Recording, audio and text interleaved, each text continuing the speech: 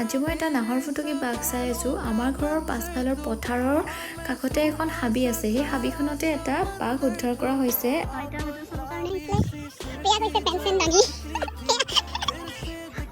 আমাৰ ঘৰৰ পৰা অলপ দূৰ হয় বাৰু, আমি তেনেকৈ খোজকাঢ়ি আহিলোঁ কিয়নো বাঘটো চাব মন গৈ আছিলে আৰু পিঞ্জৰাটো বহুত দিন ধৰি পাতি থোৱা হৈছিল, ই আজি বন্দী হৈ গ'ল।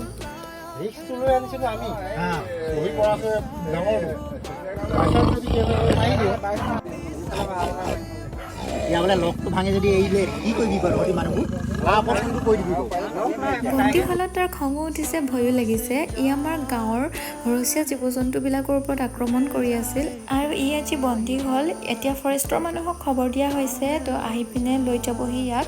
আৰু এতিয়া আমি তাক চাই ঘৰলৈ বুলি উভতিছোঁ। মোৰ লগত মোৰ পেহী ছোৱালী প্ৰিয়া আৰু খুৰী গৈছিল। আমি তাৰ মাত শুনি ভয় খাই গ'লোঁ। আপোনালোকেতো শুনিছেই, শুনি পিনে ঘাম ওলাই গৈছে মোৰ।